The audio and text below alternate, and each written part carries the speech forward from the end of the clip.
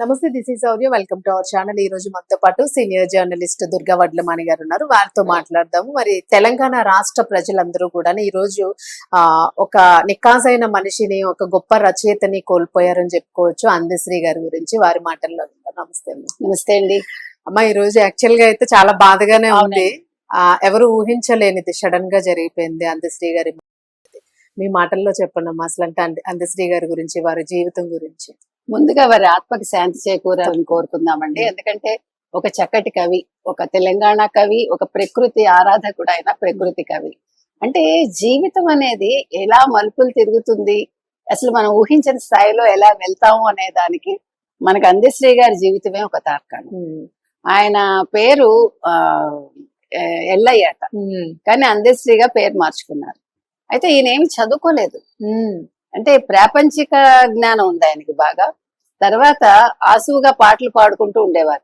ఆయన ఒక పశువుల కాపరిగా ఉన్నప్పుడు శృంగేరి మఠానికి చెందిన స్వామి శంకర్ మహారాజ్ అనే ఆయన అతనిలో ఉండే ప్రతిభను గుర్తించి చేరదీశారు. ఆయన ఏదో లల్లాయి పాటలు అంటాం కదా, అట్లా పాడుకుంటూ ఉంటే చూడండి అసలు అంటే మనిషిని, అది ఇందాక అన్నది, ఒక అనాథగా పుట్టి నాకెవరూ లేరు అనుకునే సమయంలో ఒక స్వామీజీ చేరదీశారు ఆయన. అంటే సంస్కారం అనేది అబ్బుతుంది అప్పుడు. చదువు, పుస్తకాలు చదివితేనే జ్ఞానం వస్తుంది అనేది కాదు కదా ఇదివరకు రోజుల్లో. ఇప్పుడంటే మనకి ప్రాథమిక విద్య ఉండాలి, తర్వాత అంటే చదువు అనేది మనకి ఇప్పుడు చాలా కావాలి. కానీ ఆ రోజుల్లో వాళ్ళు పుస్తకాలు చదవకపోయినా కూడా మస్తకాలు చదివేవాళ్ళు. సో ఆ రకంగా అందశ్రీ గారి జీవితం. తర్వాత ఆయన కవిగా, రచయితగా కూడా ఆయన తన్ని తాను మార్చుకున్నారు. తర్వాత ఆసు కవి, ఆయన ఆసు కవిత్వం బాగా చెప్పేవారు వారు. తర్వాత మన నారాయణమూర్తి గారి సినిమాల్లో పాటలు ఎక్కువ అందశ్రీ గారే రాశారు. తర్వాత బతుకమ్మ అనే ఒక సినిమాకి వారు సంభాషణలు కూడా చేకూర్చారు. వీరికి ఎన్నో పురస్కారాలు వచ్చాయండి. వీరికి రావూరి భరద్వాజ్ గారు జ్ఞానపీఠ అవార్డు గ్రహీత, వారి అవార్డు వచ్చింది. తర్వాత మీరు వరుసగా చెప్పుకుంటూ పోతే చాలా ఉన్నాయి, 11 అయితే ఉన్నాయి. నంది అవార్డు వచ్చింది వారికి. తర్వాత మనం ఒకసారి ఆ లిస్ట్ తర్వాత చెప్పుకుందాము.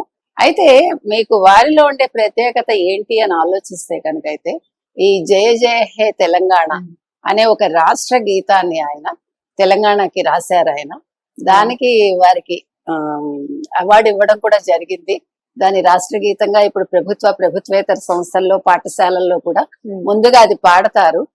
మీకు అలా పాడాలి కూడా. యాక్చువల్ గా మనం చూసుకుంటే కనుకైతే ఆంధ్రప్రదేశ్ కి మనకి మా తెలుగు తల్లికి అనేది ఒక గీతం, కానీ ఇప్పుడు ఎంతమంది పాడుతున్నారో నాకు తెలియదు. ప్రేయర్స్ తీసేసారు, ప్లెడ్జిల్ లేవు. అసలు చాలా బాధాకరం. ఎందుకంటే మీకు తమిళనాడులో ఇప్పటికి కూడా వాళ్ళ తమిళ గీతం లేకుండా ఏ పాఠశాల, కళాశాలల్లో కూడా మాకు ప్రతిరోజు ఉండేది. అవును, సీరారుం కడలుడుతని అది మేము ఎప్పుడు పాడేవాళ్ళం. అది ఇప్పుడు వాళ్ళు ఏ కార్యక్రమం చేసినా ఆ పాట లేకుండా వాళ్ళు ఉండరు. అంటే మనం నేర్చుకోవాల్సింది. అవును, దేశం కోసం మనం చేసేది అదే కదా మేడం. తెల్లవారు పిల్లలకి మనం చెప్పాలి కదండి అసలు మన సంప్రదాయం ఏంటి, మన సంస్కృతి ఏంటి, మన భాష మూలాలు ఏంటి, మనకేమీ తెలియదు. మాకే తెలియదు, ఇంకా మీకేం తెలుస్తాయి? అంటే మనం చెప్పాలి. అది మనం తరాల ముందు నుంచి ఉన్నాము అనుకుంటే ఏం ప్రయోజనం? దాన్ని మనం వంశపారంపర్యంగా ఇచ్చుకుంటాం కదా, ఆస్తులు ఇచ్చుకుంటే సంస్కృతి కూడా ఇవే ఆస్తులు అసలు ఇవ్వాల్సినవి. బిల్డింగ్లు ఇచ్చామా, లేకపోతే పొలాలు ఇచ్చామా, ఆ పొలాల కోసం పిల్లలు కొట్టుకున్నారా, తల్లిదండ్రులు చెప్పారా, ఈగోలు కాదు కదా. అంటే ఎక్కడికి వెళ్తున్నాం? మీరు నమ్ముతారో లేదో, మొన్నను ఈయనెవరు, రాఘవాచారి గారు, మీకు ఐడియా ఉంటుంటారు, విశాలాంధ్ర ఎడిటర్ గా చేసి చనిపోయారు. వారిది మొన్న స్మారకోపన్యాసం పెట్టారు. సుభాషణ్ రెడ్డి గారు, జస్టిస్ సుభాషణ్ రెడ్డి గారు మాట్లాడుతూ, మనం ఎందుకు రామాయణం వదిలేసాం అన్నారు. రామాయణాన్ని వదలకుండా పట్టుకుని ఉండాల్సింది. రాఘవాచారి గారు రామాయణం, భారతం, భాగవతం అన్ని చదువుకుని ఆయన శ్రీశ్రీ పట్ల ఆకర్షితులయ్యారు. నేను అనేది ఏంటంటే ఖచ్చితంగా మనం పిల్లలకి రామాయణం, భారతం, భాగవతం అందరూ అలా చదువుకున్న వాళ్ళమే. మాకు రోజు మీరు ఖచ్చితంగా రాత్రి పద్యాలు అప్పచెప్తేనే మీకు పడుకోవడానికి కుదిరేది మాకు. అంతే, అలా అంటే మనకు తెలియకుండా మనం నేర్చేసుకుంటాం. మా ఇంట్లో అలా చెప్పేవాళ్ళు కథలన్నీ కూడా, చందమామ కథలు కావచ్చు, చదవడం, వినటం.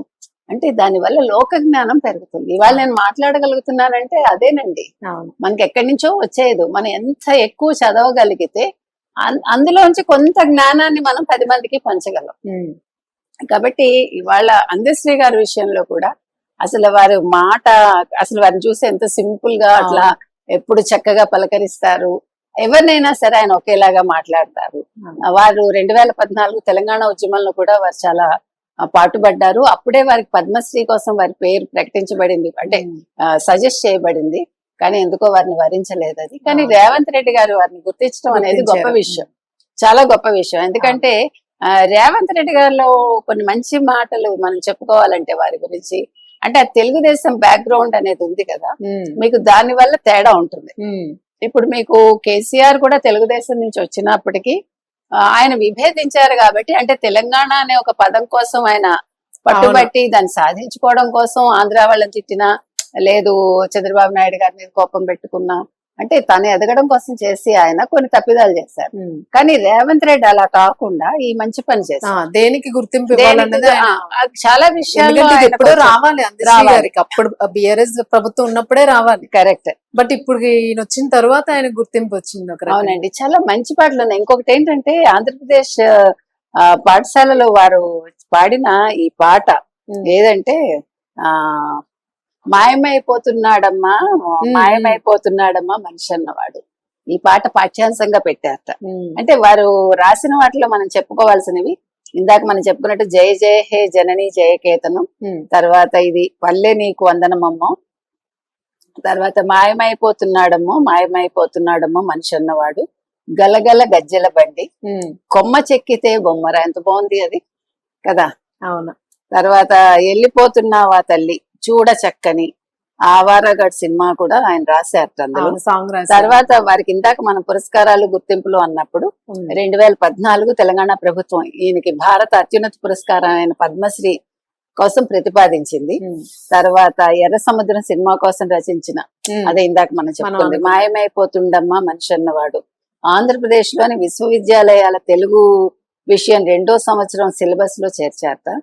తర్వాత కాకతీయ విశ్వవిద్యాలయాన్ని గౌరవ డాక్టరేట్ ఇచ్చి సత్కరించింది. తర్వాత academy of universal global peace Washington DC వాళ్ళేమో గౌరవ డాక్టరేట్ తో పాటు లోక కవి అన్న బిరుదునిచ్చి 2014 ఫిబ్రవరి 1 సన్మానించారటండి. తర్వాత వంశీ ఇంటర్నేషనల్ ఫౌండేషన్ వాళ్ళ చేత దాశరథి గారి సాహితీ పురస్కారం అందుకున్నారు వీరు 2015లో. డాక్టర్ రావూరి భరద్వాజ, ఇందాక చెప్పాను మీకు, రావూరి కాంతమ్మ ట్రస్ట్ వారిచే జ్ఞానపీఠ పురస్కార గ్రహీత డాక్టర్ రావూరి భరద్వాజ సాహితీ పురస్కారం 2015 అది కూడా.